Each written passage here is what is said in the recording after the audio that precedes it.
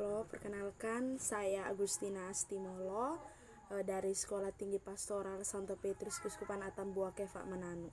Sekarang saya semester 2 kelas A. Di sini saya akan menjelaskan materi tentang katekese umat.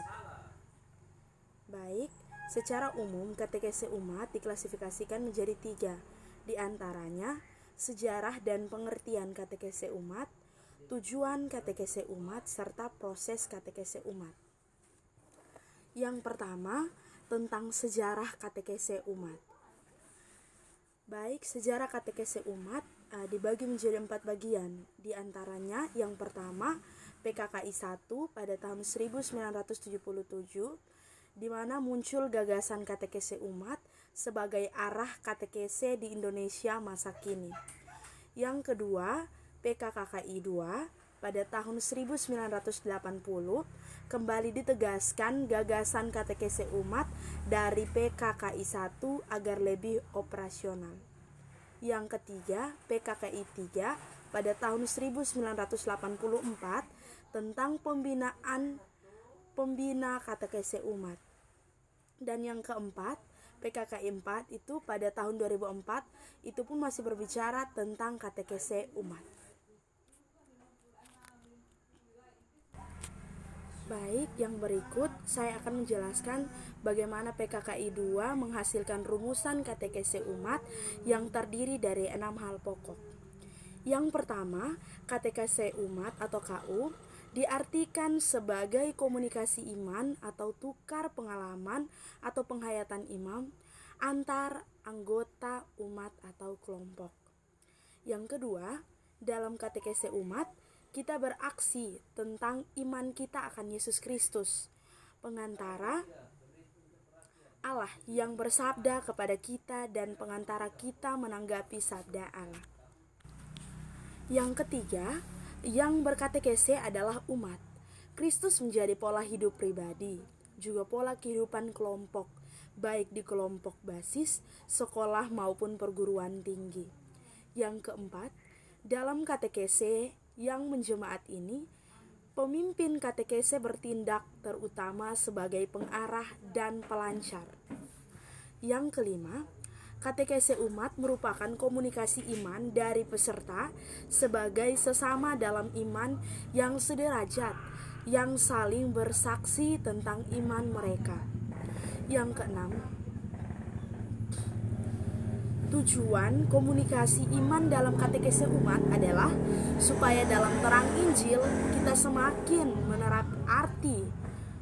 mengerti arti pengalaman-pengalaman kita sehari-hari. Kemudian yang berikutnya, kita bertobat kepada Allah dan semakin menyadari kehadirannya dalam kenyataan hidup sehari-hari. Yang ketiga, semakin sempurna beriman, berharap mengamalkan cinta kasih dan hidup Kristiani kita makin dilakukan. Yang keempat, pula kita makin bersatu dalam Kristus, makin menjemaat, makin tegas mewujudkan tugas gereja setempat dan mengokohkan gereja semesta. Yang terakhir, sanggup memberi kesaksian tentang Kristus dalam hidup kita di tengah masyarakat. Berdasarkan rumusan PKKI 2 tersebut, nampak beberapa aspek katekese umat yang harus diperhatikan. Yang pertama, yaitu subjek katekese umat. Itu sendiri adalah umat atau peserta. Yang kedua, berguru pada Yesus Kristus sebagai jalan kebenaran dan kehidupan. Yang ketiga, yang dilakukan dalam katekese umat, yaitu saling membantu atau sharing, menggali makna hidup dalam terang Injil. Yang keempat, hasil yang diharapkan.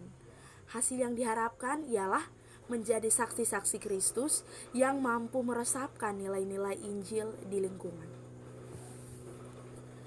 Yang berikut, tujuan katekese umat. Di antaranya dibagi menjadi 2, yakni membawa umat sampai pada perjumpaan pribadi dengan Kristus melalui perjumpaan hati dan budi dengan saudara-saudari seiman, ataupun mengandalkan pertobatan hati. Yang kedua, membentuk dan membina jemaah Kristiani mengembangkan sikap-sikap dan karisma-karisma pribadi untuk melayani sesama. Dan bagian yang terakhir dari katekese umat adalah proses katekese umat. Dalam proses katekese umat ini dibagi menjadi beberapa, di antaranya langkah pertama, proses mengamati dan menyadari suatu fenomena tertentu dalam masyarakat yang kita angkat sebagai tema katekese umat. Yang kedua, itu tentang menyadari dan merefleksikan situasi yang telah dianalisis dalam terang sabda Allah.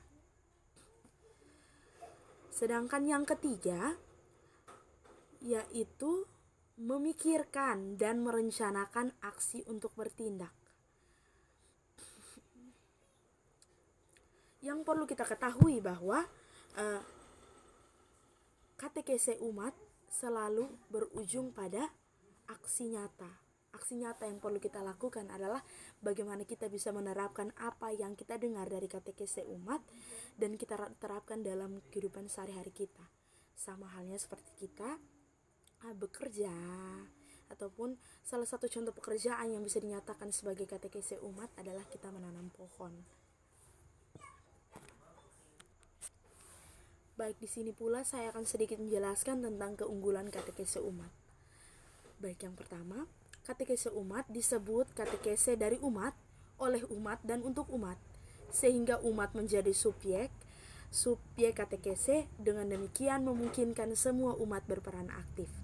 Yang kedua, selalu berbicara tentang hidup nyata dalam terang Injil, sehingga memungkinkan umat menyadari bahwa Allah hadir dan berkarya dalam hidup mereka. Yang ketiga, umat aktif berkomunikasi sehingga memungkinkan umat semakin menjadi komunio, semakin menjadi gereja. Yang keempat, peserta berbicara dan berkomunikasi tentang hidup nyata, sehingga menjadikan katekese umat dan gereja menjadi sungguh kontekstual dan terbuka. Baik, sekian dari pemaparan materi saya tentang katekese umat.